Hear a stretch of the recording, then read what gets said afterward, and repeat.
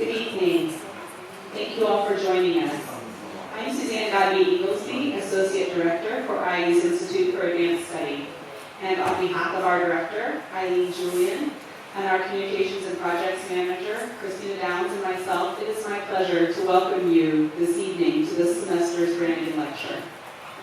The Branigin Lecture Series is made possible through the generosity and foresight of IU alumna Jean Lois Porteous Branigin, who endowed a fund so that we might bring visiting scholars to campus for interactions that enhance our community's intellectual vitality and exchange.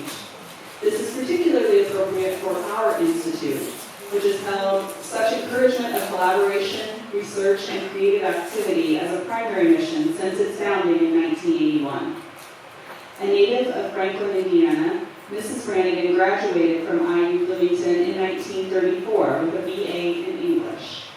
She demonstrated her committed support of higher education in a number of ways, including endowed scholarships and awards at both Franklin College and Indiana University, exemplary service on several college and university boards and committees, outstanding work with the IU Alumni Association, recognized with their Gertrude Rich Award in 1984, and, of course, with this lecture series. So as we come up this week to IU Day, we are particularly mindful of the contributions of these dedicated donors and supporters of Indiana University Bloomington, and in our case, of Mrs. Branigin. Through this series, we have hosted scholars such as Alondra Nelson, Cynthia Inlow, Eric Asherman, and Tim O'Brien. Many of these lectures are available on our YouTube channel, which I encourage you to look up, and if you can't find it, contact us. We'd be very happy to point you in that direction. We're grateful for the ongoing benefits that we reap from Jean Lois Porteous Branigin's gift. Tonight's speaker, Dr. Stuart Firestein, comes to us through the efforts of an enthusiastic group of nominators. Yuta Shikore, Ruth N. Hall's professor in the Department of History and Philosophy of Science and Medicine here at IU Bloomington, is one of the nominators, and she's graciously agreed to introduce our speaker tonight. Please help me thank Yuta and her collaborators for proposing tonight's program.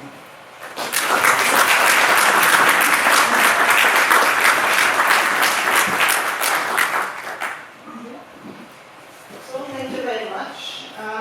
As you just heard, I'm Professor of History and Philosophy of Science and Medicine, and I'm delighted to introduce tonight's speaker to you.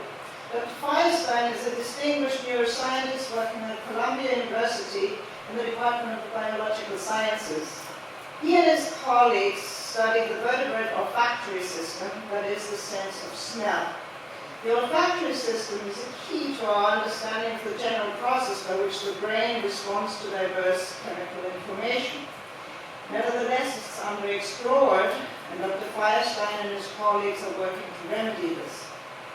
We will hear more on his research on olfactory receptors tomorrow at 6 p.m. in this very building upstairs in 102.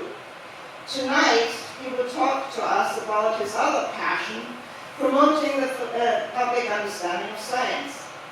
Dr. Firestein is particularly fascinated by questions related to scientific methods, such as the recent debates about the so-called replication crisis and the nature of scientific discovery. He's the author of 2 books on science for a general audience, Ignorance, How It Drives Science, which was published in 2012, and Failure, Why Science is So Successful, published in 2015, both with Oxford University Press. As a working scientist, Dr. Firestein offers an intriguing insider's view on the way everyday science is done. He does this, on the one hand, to give non-scientists a better idea of how science really works. Science is not an accumulation of immutable facts and a steady extension of the edifice of knowledge. Science is a deeply human activity, a fascinating process of inquiry. On the other hand, Dr. Firestein's books are meant to give scientists and science educators pause. He shows, through current and historical cases, how teachings of the scientific method does not get at the core of scientific activity. Science is not an orderly progression from hypotheses to experimental tests to conclusions. It's an exploration with all the allures and obstacles, the risks, the wanderings, the stumblings, and the detours of a journey into the unknown. Firestein tells us that we are making science better, we are making progress in science by failing to do business as usual. He has received numerous awards and honors and acknowledgement of his scientific achievements and his efforts to promote the public understanding of science. He's been a fellow of the AAAS, an Alfred Sloan Fellow and a Guggenheim Fellow, served as an advisor for the Sloan Foundation, and also received the Distinguished Columbia Faculty Award for Excellence in Scholarship and Teaching. Last but not least, he's a captivating writer. I assigned some chapters of his book on failure in my undergraduate courses earlier this semester. One human biology student commented, "I knew I was going to enjoy reading this chapter because of the title. It's called Negative Results, How to Love Your Data When It's Wrong," which I think is such an important thing to learn. I know we are going to enjoy listening to Dr. Firestein tonight, and we are going to learn important things about how to fail successfully. Please join me in welcoming Dr. Firestein.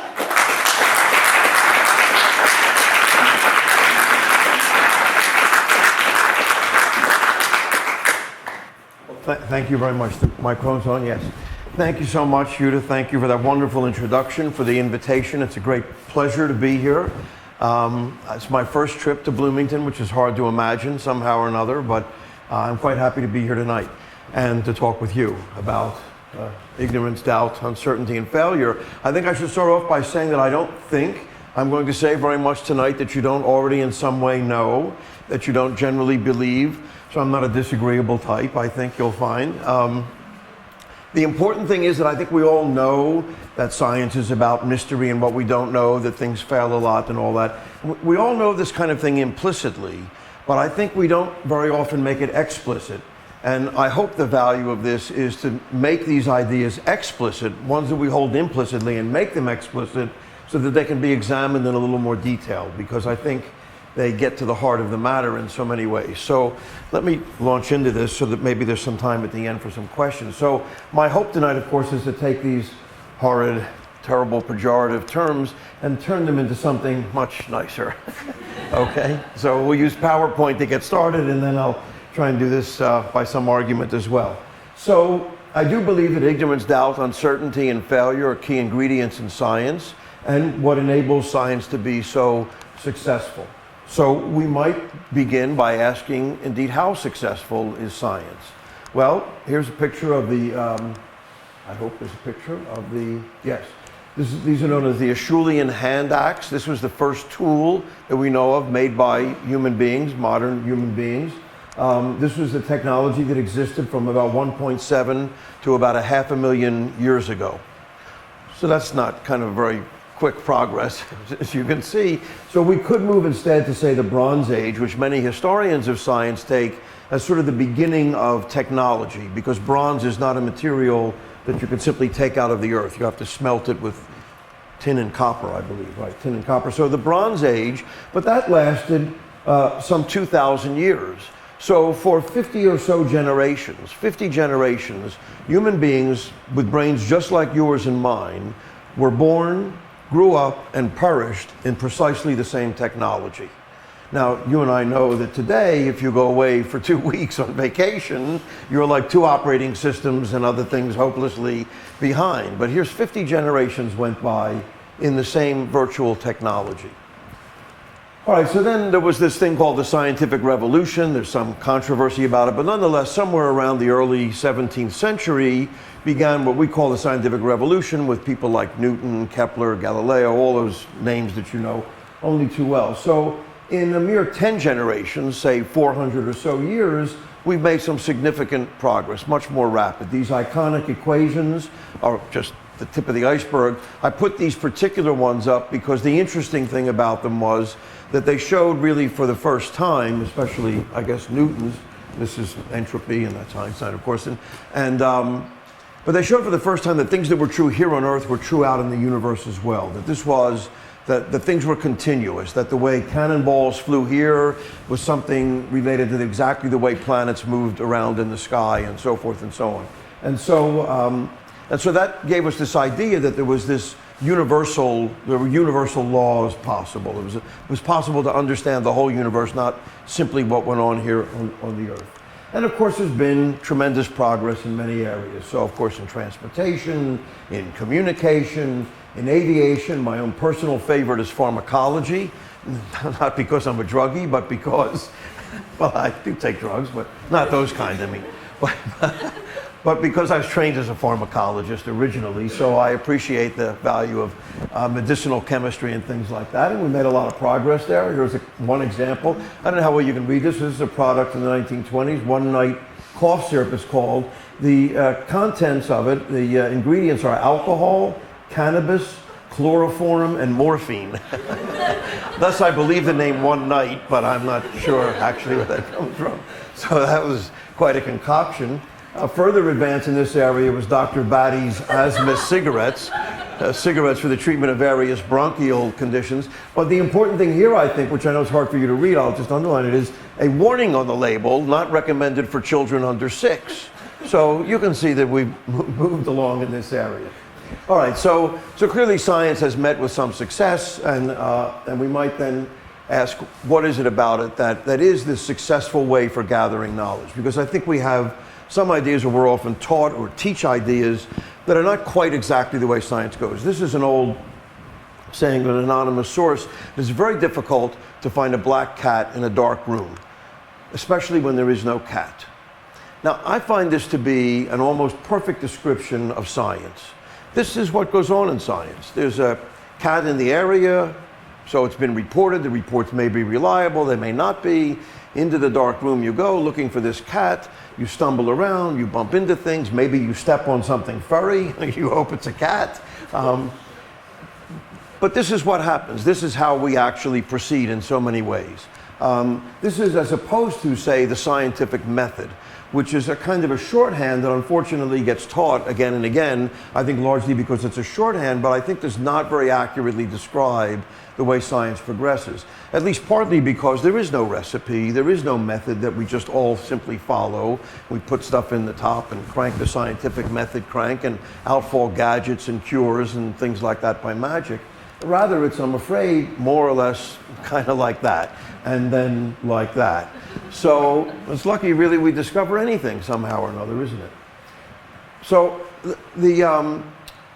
this difference, as it were, between the perception of science that I think is common and the actual pursuit of science is kind of brought home to me by this dual role that I have at Columbia, where I run a laboratory with graduate students and postdocs in it, and we sit around and talk about experiments, and we try and figure out what things we don't know and how we might get to know them. And it's challenging and interesting, and I have to say exhilarating. It gets me in early in the morning. I leave late at night, and I think it's the best job a person could possibly have.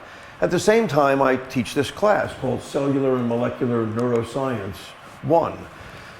And, you know, it's interesting and it's challenging, but it's not really exhilarating. It's 25 lectures, an hour and a half long. We use this dreadful textbook, or we used to use this textbook. It was a classic in the field called Principles of Neuroscience by 3 Columbia neuroscientists, of course. This book is 1,414 pages long. According to Amazon's shipping weight, it's 7.5 pounds of book. Just to put this in some perspective, 7.5 pounds is a little more than twice the weight of a normal adult human brain. It's a book about the brain, but it weighs twice as much as your brain weighs, in fact. So I thought, well, this can't possibly be right. This is not what goes on in the laboratory. We're just taking a lot of facts. And so, number one, neuroscience is not just about facts, and we don't want to give the idea that we know everything there is to know about the brain, which you would get from a book that was twice the weight of a human brain. So that's certainly not true. And the second thing that's not true is that scientists aren't in the business of just finding facts and sticking them in books to torture students who have to memorize these facts and spit the information back up on an exam. So what was it that was missing? And I think what was missing, now I should just skip these slides, but anyway, so what was missing was that it's not the scientific method, that this is the so-called scientific method as we know it. It's the idea of observation, hypothesis, test, experiment, observation, hypothesis again and again, ad nauseum as it were. And the thing about the scientific method as it's stated here is it's finding the follow until you get to this hypothesis thing where it just says, well, have a hypothesis. Well, but how do you do that? I mean, that's the key to the whole thing, and it doesn't really tell you. What do you go to the book of hypotheses and look a couple of them up and try this out? I mean, so that's the whole key to it. So somehow or another, I think the interesting thing is this, what I call the scientific process, which includes things like what we don't know, having some intuition, yes, making an observation, an experiment, almost surely it fails, so you come up with a new question. You maybe, if you're lucky, have some inspiration about it, that probably fails.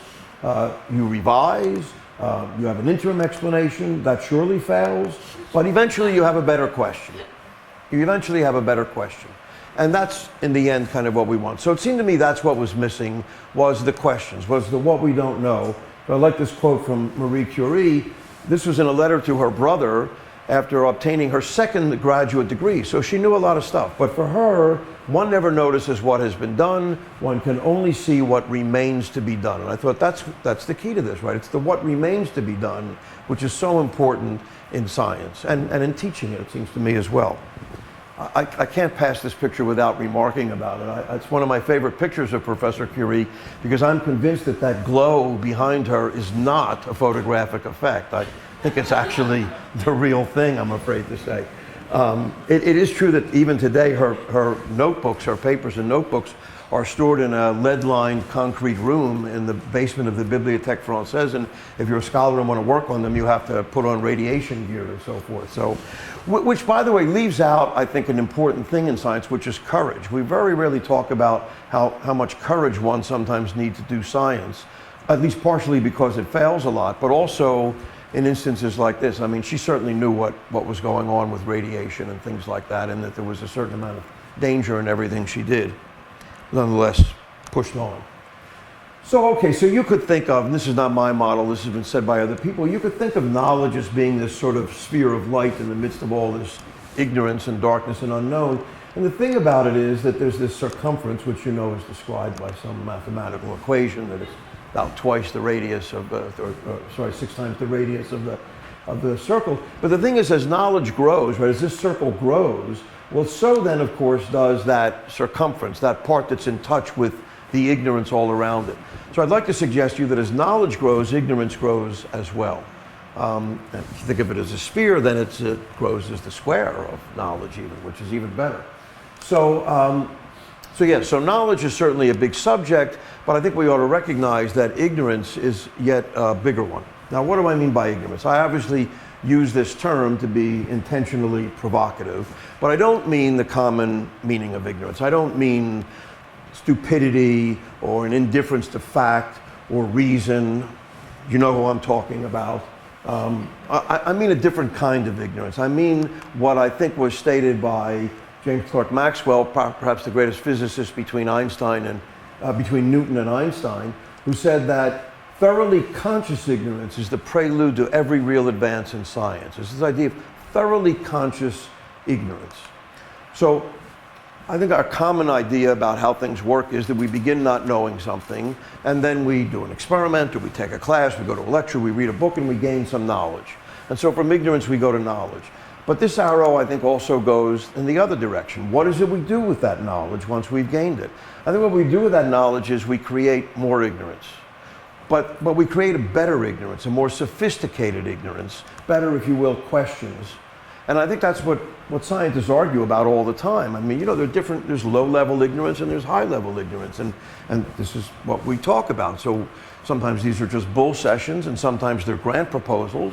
And admittedly, sometimes you cannot tell the difference. But nonetheless, this is the issue, is how to make a better question, how to come up with better, higher quality ignorance. I'll use a quick story here. This is I.I. Rabi, famous physicist at Columbia, or was at Columbia University, passed away some years ago, won a Nobel Prize for the development of nuclear magnetic resonance, a technique still very important in chemistry laboratories, and of course, which gave rise to the medical diagnostic tool MRI. And Rabi, apparently, I never knew him, but I know people who did know him, and apparently he used to enjoy telling the story about when he was a child, I think it's important to say an immigrant child, growing up on the Lower East Side of New York. He and his friends would come home from school, and their mothers would say, well, what did you learn in school today? But Mrs. Rabi always said, so Izzy, did you ask any good questions today? I think Mrs. Robbie had the right idea. She wanted to know if her son had asked any good questions. So Izzy won the Nobel Prize. I don't know what happened to his friends. Maybe they did okay too, but he won the Nobel Prize. So it seems to me Mrs. Robbie kind of had the right idea. All right, so let's say that you're with me on this and that science and many other scholarly pursuits, I should say that I don't believe this is true only of science, but it's what I kind of know most about, is essentially the search for better ignorance. And there's a phrase that was invented by John Keats, actually, this idea of negative capability, which I think is a key idea in searching for better ignorance. So negative capability, this is a phrase, as I said, the dreamy-eyed poet John Keats came up with, also in a letter to his brother, in which he said, that is when a man, person we could say today, is capable of being in uncertainties, mysteries, and doubts without any irritable reaching after fact and reason. He considered this to be the ideal creative state for the literary mind, but I believe it's the ideal creative state for any mind. It's this notion of being patient with mystery and doubt. This notion of being able to be in uncertainty and not be overly worried about it, because this is where things get most creative. This is when the work needs to be done. This was also said, although I don't think he knew about the Keats line, by Erwin Schrödinger, the famous physicist who, as I like to say, knew something about cats, or didn't, as the case may be. But who said, in an honest search for knowledge, you quite often have to abide by ignorance for an indefinite period. And it's this notion of abiding by ignorance, of being patient. Another word that's not used enough in science, along with courage, is patience. This notion of having patience with ignorance, of having patience with mystery and uncertainty. Okay, so there's the unknown. We agree, I hope, more or less, that that's important. But there's a deeper ignorance as well, right? There is the, much to be feared, unknown, right? Sort of the unknown squared, if you will. And this was recently, well, not so recently anymore, but for some in the audience, you'll know was made famous by this character, Donald Rumsfeld, who was the Secretary of Defense during the misbegotten adventures in Afghanistan and Iraq. And in a Senate testimony, he came up with this phrase about why things failed, a lot of things we didn't know, but mostly it was also the unknown unknowns, the things we didn't know. So he was sort of roundly ridiculed for this, but of course it's a very clever thing to say, and I'm happy to report that he was not the first person to say it. He didn't come up with this idea on his own. It had been around a bit, it was used in NASA and all that, but the earliest version of it that I've been able to find, at least, is curiously in a poem called New Heaven and Earth, an epic poem by D.H. Lawrence. And the poem, it's a very long poem, not particularly to my taste, I have to admit, but nonetheless, it's a long poem about making the transition from this plane of existence to the next plane, whatever that might be. And near the end of it, there's a stanza that reads, "Now here was I, new awakened, with my hand stretching out and touching the unknown, the real unknown, the unknown unknown." And so this is, to my knowledge, the first instance of this, but this is the deepest kind of ignorance there is, right? The unknown. There's something we don't even know, we don't know. How might we get to what we don't know, we don't know? So I'd like to suggest, the top off of that, I'd like to suggest that one way, one slim little portal into the unknown unknown is failure. That when something fails, we suddenly realize we didn't know something that we didn't even know we didn't know. You know what I mean, more or less. So we do an experiment to try and find something out. The experiment fails. Well, clearly there was something that we didn't know, and we have to go back a couple of steps. So now it becomes even more interesting. But again, I would like to disabuse you of some of the common, all right, I'll do this first. This is a quote from Ben Franklin, arguably America's first scientist, who said, "Perhaps the history of errors or failures of mankind, all things considered, is more valuable and interesting than that of their discoveries. Because after all, the truth is narrow and uniform, but error, I mean, you can screw up in an endless variety of ways. So that's clearly a lot more interesting, right?" This is sometimes I think referred to as the Anna Karenina principle, because Tolstoy was once asked why he always wrote about unhappy families, and he said, well, happy families are all happy in the same way, but unhappy families, oh my goodness, tons of ways that they're unhappy, so there's much more to write about. So, yes, so here are some of the ideas of failure that I don't mean, okay? These are the ones that are common in sort of, you know, the self-help literature. Success is learning to fail again and again with no lack of enthusiasm. That's often attributed to Winston Churchill, who in fact never said it. But nonetheless, fail hard, fail fast. This is a favorite of the tech industry now. I've discovered 10,000 ways that don't work. This was actually said by Thomas Edison upon his inventing the light bulb, which I find curious because like click, light bulb, you know, had an idea. But he claims that he failed 10,000 times first. Maybe not that many, but who knows. Failure is the opportunity to begin again more intelligently. This actually I found on a fortune cookie in a Chinese restaurant some time ago, so I thought I'd take a picture of it. Failure is opportunity in disguise. And this is, if you're 40 years old and never had a failure, you've been deprived. That's Gloria Swanson, a famous actress in the 1940s. I'm not quite sure what she meant, but it sounds quite interesting, so I always put it up there. But I don't think these are the kinds of failure, or I know these are not the kinds of failure I mean. These are all fine sort of bromides if you have someone, a friend on the phone who's just failed in love or sport or business or something. But it's not the kind of failure I'm talking about in science. For this, I'm going to borrow a phrase from the always enigmatic Gertrude Stein, who said, a real failure does not need an excuse. It is an end in itself. The idea of a failure being an end in itself, I think, is very critical. You don't have to excuse it. It doesn't have to be important later on. It's an end in itself. To just be even more enigmatic, this is from Samuel Beckett, who said, ever tried, ever failed, no matter try again. Failed again sounds like the old trope, but then fail better. Fail better. How does one fail better? Can you actually learn to fail better? Are these things, can you work on this? And I think, yes, absolutely you can. So I think the important thing is that failure, I hope this works out, yes, not only valuable retrospectively because it resulted in some new discovery or some new unexpected finding, some sort of serendipity. I mean, they're all fine, but it's not a requirement for failure. I think the important thing is that it's integral to the process of science, that it can't be left out or avoided, but it can be utilized and it can be worked on and improved. It's part of the very fabric of doing science. So for example, well, all right, let's ask a couple of questions about it if we go with it. How much failure would be okay, right? 100%? Probably not. That would seem to be maybe too much. But I think we regularly underestimate the amount of failure that is indeed acceptable. So I'll use it as an example, nature itself, if you will. Here are these guys who are all the top of the food chain, evolution's great success stories, the various kings, etc., of or royalty of their particular niches, their particular domains.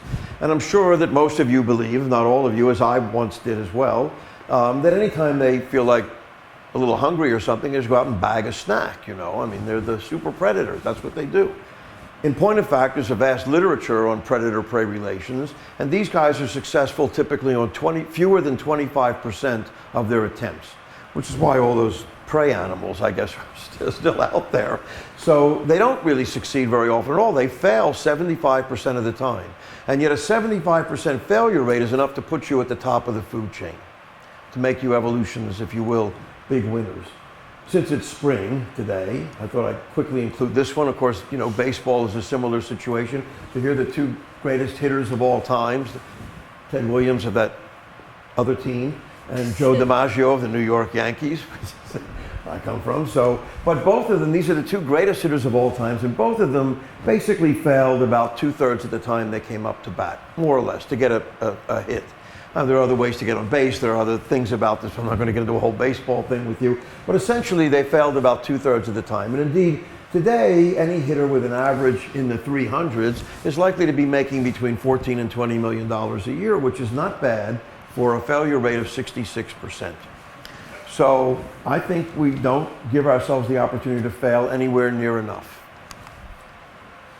Yes, this is the obligatory New Yorker cartoon. I don't actually think anything could make golf any more fun, but certainly it would be more fun with a smaller hole. And that's part of the importance of failure, is it gives you a certain confidence in the occasional success.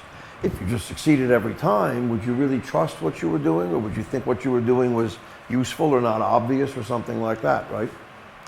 All right, another question we could ask is how big a failure? How big a failure should we have? Well, let's go for broke. Let's have a debacle, right? So debacle is current usage, an unmitigated disaster, total failure. This sounds bad, right? But the word actually has a very interesting etymology. So it comes from the French débâcler, which is now not commonly used. It's sort of not ancient French, but older French. but it means to free or unbar or unleash. It was originally a kind of a nautical term that was involved in ice breaking. So the idea was to break up something solid to provide a new pathway. That doesn't actually sound so bad, does it? I mean, breaking up something solid, provide a new pathway. That's kind of what we like to do, isn't it? So we often think about creativity as the way people are creative is we associate new ideas, but I think just as often it's dissociating ideas that have too long been associated. That is to break a new path up, right? To break through. This is from the Spanish philosopher of the last century. It costs more to dissociate ideas than to associate them. And indeed, we still use the term breakthrough, right, for a great discovery. So a great success in some ways comes from this breakthrough to break stuff up. So I think you can have quite a large failure as well. One of the great tricks of science is that you can fail and fail quite big and it not be a total catastrophe. A failure rarely ends the career of a science unless there's something else going on as well.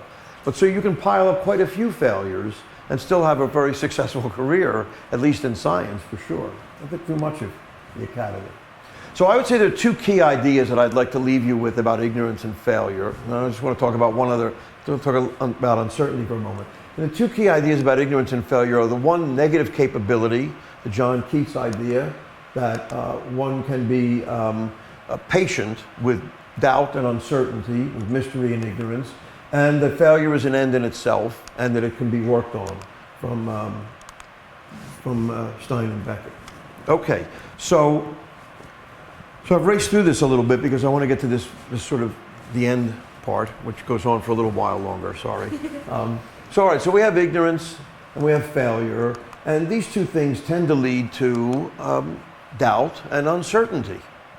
So is this a problem? I mean, I think it has become a bit of a problem because if you say science is uncertain, if you say there's a great deal of doubt in it, if you say that it's based on ignorance and failure, then why should we rely on it? Why should we make policy with it? What good is it? Is it really of any use? So let's look a little bit deeper into this idea of uncertainty. So we think of the problem of uncertainty, the value of certainty, but I think we should actually look at it the other way around. That the value, certainty is the problem, and uncertainty is the thing of value. Let me see if I can convince you of this one. So, of course, there are many areas in our lives where we enjoy uncertainty. That's clear. So, if you're playing cards, or you're betting on in Las Vegas, or you're betting on a sporting game, something like that, any of these things here, you don't really want to know the outcome before it occurs. I doubt there's anybody in this room who wants to know the exact time and date of their death. You know, we'd rather be a little uncertain about these things. We even have this thing called a spoiler alert, right? So that you don't have to know the score or the outcome before you get a chance to watch it yourself. But I'd say there's something very different about this kind of uncertainty than scientific uncertainty. In this case, all of these things will indeed resolve at some point. The hand will be shown, the roulette ball will drop, the game will be finished, and the score will be there. And I'm sorry to say that at some point there will be a piece of paper in some county office with your name on it and the date and time of your death. So all of these things will eventually resolve. Science, on the other hand, I think has a grander sense of uncertainty because it won't necessarily resolve. This is from the famous Japanese haiku poet Basho. And indeed it is more interesting when things are a bit uncertain. And this is why we want to keep uncertainty in science. So let me go through this a little bit. I think we come to recognize in science that there may not be any ultimate solution, no lasting resolution, a guaranteed complete answer, truth with a capital T, or if you will, no final solution, a phrase we should all be worried about, of course, now we know. That the purpose of science, if anything, is to develop what I would say are stable probabilities, not to get either to a 0 or a 1, a yes or a no binary answer, but to develop a kind of a probability that's dependable, that you can depend on and that tells you something about how something works, that tells you something, gives you some understanding of how things work. So I would say the authority that comes from certainty is anti-progressive, and immutable facts are usually an impediment to progress. They're the worst thing that we can wind up with. So the question is not how we become certain, but how we get on so successfully being uncertain, accepting uncertainty, because that has in fact been the case. So George Box, an engineer of several years ago, noted that in science we use models a lot, and he said all models are wrong, but some are useful. And they're useful until they're not useful anymore, and then you throw them out and you adopt yet a new model. And that's how science kind of moves along. So this, I think, makes science, sort of free science up, right? We're relieved of this hubristic promise of discovering the truth with a capital T, of any kind of a final solution or ultimate understanding. So I believe it now can progress more pluralistically, iteratively going from what Catherine Elgin, a philosopher of science, has called felicitous falsehood to felicitous falsehood. Things that are clearly not entirely true, and yet they're true enough. True enough being, I think, the operative phrase here. So I think the important thing is that as long as science generates questions, ever more sophisticated questions, it will continue to progress. That indeed progress in science is not accumulating facts, but deepening the questions. While along the way we solve a few problems too, it doesn't hurt, that's fine. So, quote from, I know I use a lot of quotes, and I don't mean to do that to lend any authority to what I'm saying, just that I think if smart people said something, they shouldn't be left out of the conversation just because they're now dead. We wouldn't like that, so why do that? And also I think it's important to recognize that the conversation has been going on for some time, it continues to go on. This is from a famous historian of science, Charles Gillespie, who said, in science, revision is a victory. I think it's also a very important point to keep in mind. Pluralistically. So I wanted to talk about pluralistically a little bit, the idea that science, relieved of this problem of finding the ultimate truth, can actually move on in a pluralistic way. And I'm going to invoke the image of Isaiah Berlin, a philosopher of the last century, who coined this term value pluralism. Now, he was mostly interested in history and political systems and so forth, but I believe it's now applicable to science as well. So value pluralism, the idea sort of was expressed in a little thin book that he wrote. He actually wrote huge books, but he's best known for this one little thin book called The Fox and the Hedgehog. And it comes from a line from a Greek poet that the fox knows many things, but the hedgehog knows one big thing. And the question is, which way do you think? Are you a fox or are you a hedgehog? Well, of course, most people are a little bit of both, but it's this notion in pluralism, at least, of sort of knowing many things about it all. So the idea is not so much that anything goes, but that we can choose a number of things to go. We don't have to just choose one thing and say, well, this is the path we'll take. This is the way it probably is. We can have 2 or 3 things going. Why not? I mean, we should have as many as we can afford. At some point, you can't afford it all, but you can take what you can. The thing is, some of these things will have opposing values, but you keep them going in parallel anyway. This was another quote that I like from Niels Bohr, the famous quantum physicist, who said, the opposite of a fact is a falsehood, but the opposite of a profound truth is often another profound truth.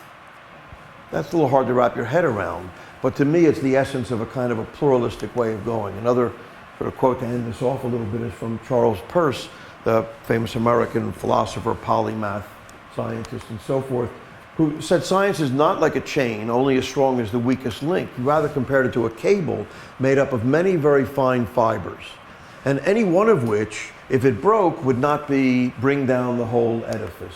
So if you lose a few strands here and there, the strength of the cable still remains. So I'm going to end this with a story called My Dog. That is my dog, actually. He's an old Newfoundland, but that's not the story. The story goes like this. The story is about a young boy named Tom in the 7th grade who's given an assignment to write an essay. And he writes an essay called My Dog, hands it in. 2 days later, the teacher comes back to Tom and says, Tom, did you copy your essay? Your essay on My Dog is exactly the same as your brother's. Did you copy it? And Tom says, no, ma'am, it's the same dog. Right, so we realize that's ridiculous, isn't it, right? That's not an acceptable excuse at all. And yet, in science, we often act as if there's only one explanation. There's only one way to truly describe and explain an effect, an event, a thing, whatever it is we're after. that there's only one valuable way to do it, but it's clearly there are a multitude of ways of attacking a problem. So that's my pitch for pluralism when we don't have to find the final way. Let me end with two last quotes. This one is from Rita Dove, who was the U.S. Poet Laureate in the 1990s. Failure is a favor to the future. And this one from E. Cummings, always the beautiful question, the answer who asks a more beautiful question. Thank you very much for listening, and I'd like to take some questions if you have any. Thank you.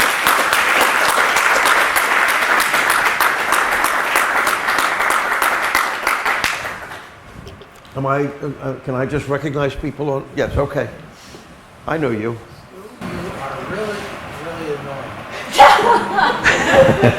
You sure they want to do this here in public? I've been saying and trying to say, but you say it better. Now let me ask you one question. Because I run into this among my colleagues, especially those who like to push the idea of a replication crisis. Oh, but, I'm sorry, push the idea of a... I have many colleagues who like to push the idea of a replication crisis. Yes, okay. One of the things they keep arguing, or keep telling you, is that it's a big error to look at the data and then form your hypothesis. So I wanted to get your reaction to that. Yes, so... Well, I mean, it's the way we generally do things. So the question is, you know, I mean, I can't tell you how many times I'm sure I have said, and I know any other scientist sitting in this room today has said to a graduate student or a postdoc, well, let's get the data and then we'll come up with the hypothesis, because that's often the way it works. So I rail against the scientific method here, but actually we do use it occasionally. But the issue is I think we use it after the discovery is made. So the scientific method can be useful after you've made a discovery or after you have data. Then you can go back and try and make sure that this is really the way it works, and you can maybe find things out about it. But I don't think it's a method of discovery, is the point. You have to make the discovery and then apply the so-called scientific method if you're going to apply it at all. There was a wonderful article written some years ago by, his name just went out of my head. Oh, Peter Medawar, who was a British immunologist, won a Nobel Prize for discovering how our immune cells recognize self from non-self. He's often called the father of transplantation. And he also was a great popularizer of science. He was known as the Carl Sagan of England, in fact, in his day. And he wrote this wonderful article for a magazine called the Saturday Review. It's a popular magazine, called "Is the Scientific Paper Fraudulent?" And his answer was yes, absolutely. Because it does not describe the events in the way they actually occurred. It never presents the experiments and the data in the chronological order in which they were discovered. You rework the story, you make a narrative out of it so it's more understandable. But quite often the data in the first experiment you show was the last to be discovered, and the last experiment was the first to be discovered, and it's in a completely different order. So in some ways it's a narrative, it's just a story. And I think that reflects the actual process of doing the work. So, yeah, I think we agree on this too. Yeah, we have to find something to disagree on. We will, I'm sure. Thank you very much. I really enjoyed that. I teach literature. And Oh, I was great. struck by the place of poetry and philosophical reflections. And I thought of another one, which is not quite failure, but suggests something of the same, which is Brecht's thought that our hope lies in contradiction. And so I wanted to ask you. I like that down. Okay. I should have known that, actually. Yeah, you should. It's embarrassing that I don't. I thought you would. And I wonder I'm wondering about the place of poetry, let's say, for scientists. Could you say something about how your own sense of ideas and the evolution of your ideas is inflected by poetry or humanities? And would you recommend poetry or humanities for science students? Well, I mean, what's not to recommend? So that's the easy part of the question is, of course I would recommend that. I mean, why not live as complete a life as one can lead, right? So, and I think that the reason that so much sort of poetry comes up for me in this is not that I'm out looking for it or that I'm a great reader of poetry. Honestly, I'm not. I read, I enjoy this stuff, but there are two things. One is I think poets think hard about this stuff. So scientists tend not to think hard about it. We have implicit ideas about science, but we don't make them explicit. We don't think hard about it. It's actually quite hard to find quotes from scientists that catch, the way the E. Cummings quote catches it, or any of them. So that's at least part of it. The other thing is that I think the history of ideas in general I said this to somebody earlier today, actually, but I'll say it again. So, in science, you're going to have an equation. And if you want to just use that equation as a tool to figure something out, you can. You can just fill in numbers where the symbols are and compute whatever it is you need to compute to solve some problem. But if you really want to understand what you're about and what you're doing, then you should look into the derivation of that equation. Every equation has some lengthy derivation, some set of intellectual and logical steps that somebody went through, and mathematically correct steps, in order to come up with this final equation. And I think that ideas are the same way. If you don't know the history of an idea, you don't really know the idea. Yeah, you can plug something into it, you can solve a problem with it, but you don't have a deep understanding of it, it seems to me. And that comes from appreciating history and philosophy and people who think about this. I mean, sorry, I don't mean to go on and on about this, but if you think the Renaissance was important, and you think the Reformation was important, and the various political revolutions, the American, the French, Russian Revolution, all that were important, then how can you not believe that the scientific revolution deserves the same historical and philosophical treatment and literary treatment that those events receive? In a world in which we live surrounded by science, more so than we live surrounded by almost any of those other things. So not to do it, to me, seems silly. And the sorry. Somebody else have a question, because I'm not going to get to it. I promise I will. The other thing is, what's silly is how much time we waste teaching a pile of facts, which doesn't make any difference in the end. It just doesn't make any difference to teach all this pile of facts. They're all on Google if you want them. They're all there. I mean, you do need to know things as a scientist. You can't, you need to know things. You need to know things to be a lawyer. You need to know things to be a humanist. I mean, that's the case. But piling a bunch of facts into people without giving them ideas to chew on seems to me to be, useless waste of time. There are actually a couple of questions. Okay. Question from a practicing chemist. Uh-oh. No, you're real good. But it was, I don't take exception per se, but rather I try to use the scientific method with my graduate students, postdocs, precisely to make a prediction, and so to set us up for the realization that the prediction failed. And so open that door to recognize when we depart from the knowledge that we have. That's one feature. Okay. Of course, my very experienced and senior members of the group tend to float intuitively like water running downhill, a lot less of using that scientific method. But the thing where it comes out is in the middleware paper. It is, I'm curious, I enjoy writing the hypothesis that was wrong in my papers. And I'm curious to the extent that you have come across use of that, playing with the middleware, use of the scientific method to say, my hypothesis is correct because it's wrong. It's correct because it's producing knowledge. Whether it's right or wrong is immaterial. But I think it makes for a more interesting story to tell. So do you get many of these papers published that way, though? Yeah. I mean, Well, I write them infrequently. yeah. I write them when it's a clean line to that point Yes, that we yes. were wrong. So it's absolutely clear that this would be the right way to write science papers, I think. But we don't include negative results very often. We don't include records of our failure. I mean, the person to talk to about this is actually Yuta, who's made an exceptional study of the whole history of the way scientists used to write about failure, among many other things. And that a scientific paper or a scientific treatise, that's another thing that I find interesting, is scientists used to write like treatises, books, long things, in which they included a list of their failures. Kepler is famous for this. I mean, Kepler's famous book, Astronomia Nova, whatever it's called, it's a long list of all the things he did that didn't work out until he came up with ellipses for orbits. And And it's really interesting reading, but we don't do that anymore. You know, we just don't include those things.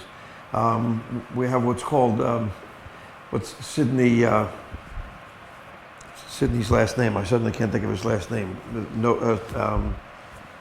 Yeah, it doesn't matter. Anyway, you know, there's this famous thing called Occam's razor, where you're supposed to take the simplest, simplest idea for explanation for how something happened, which he doesn't agree with, and I don't either. But then he invented something called Occam's broom. And Occam's broom is what scientists use to take the outlying points and sweep them under the rug, so that you don't have to see them, so that it does look simple and it looks nice and straightforward. But that steals really from the creative part of it. It's not straightforward, and it should be messy. The messier it is, the better it usually is, seems to me. So I think we agree, more or less. I have a question about scientific papers as well, and touching on the replicability process that Rich mentioned, but because we tend to sweep those negative results under the rug. And I have a question for you. What do you think, what form will a scientific manuscript take in 50 years' time? Because you mentioned before that in the olden days, people talked about their failures. People now don't talk about their failures. But there's a lot of discussion amongst scientists about what kind of output a scientific paper should be, that it's no longer a static object.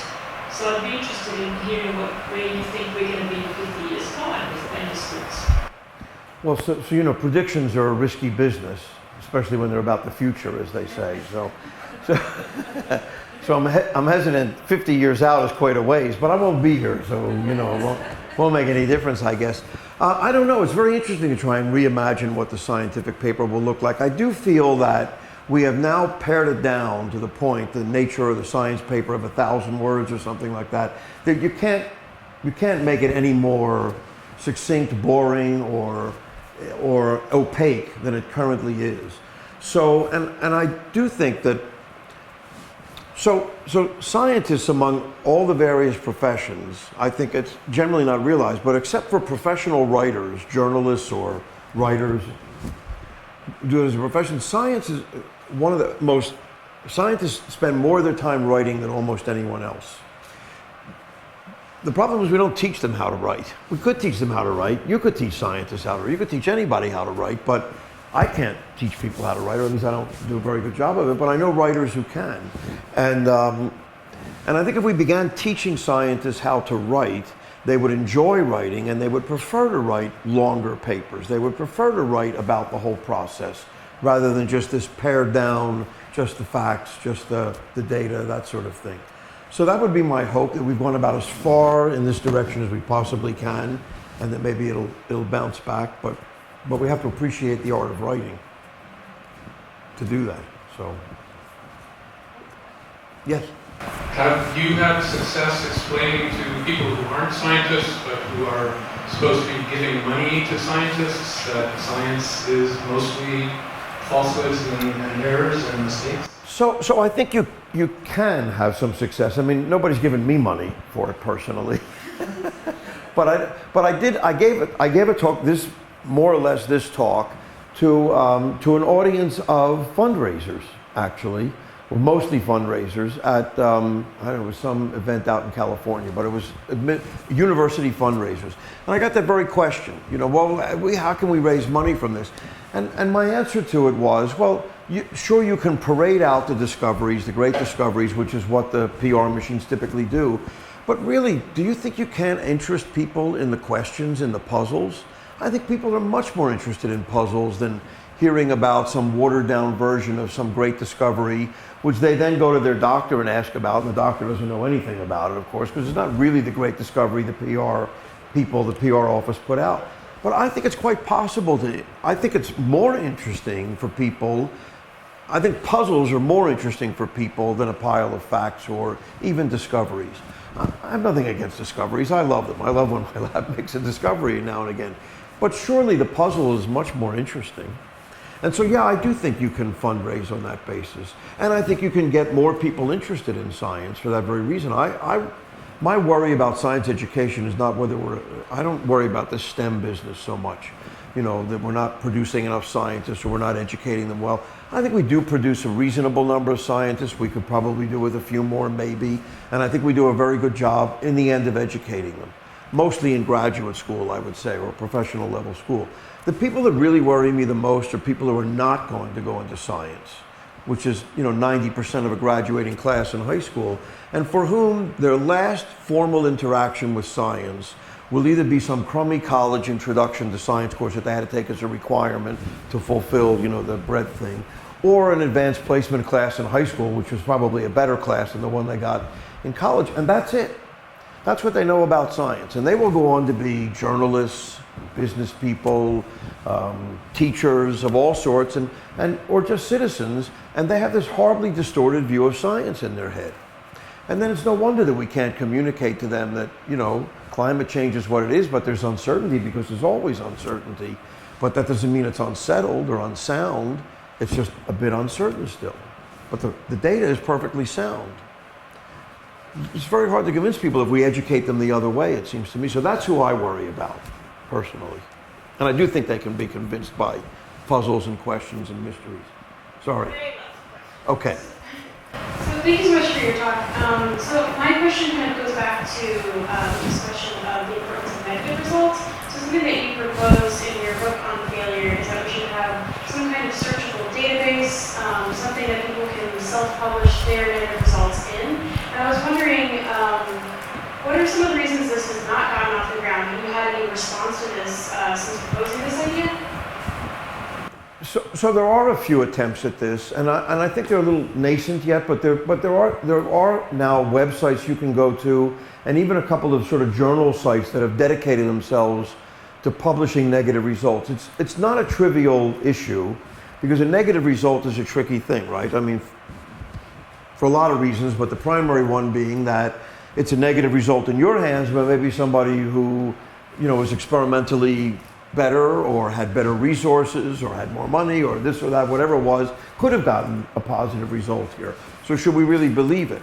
The important thing about reporting negative results is that the more a negative result gets reported, the more reliable it becomes as a negative result. And of course, that's quite critical, right? I mean, you gain a lot of insight from a negative result, it seems to me.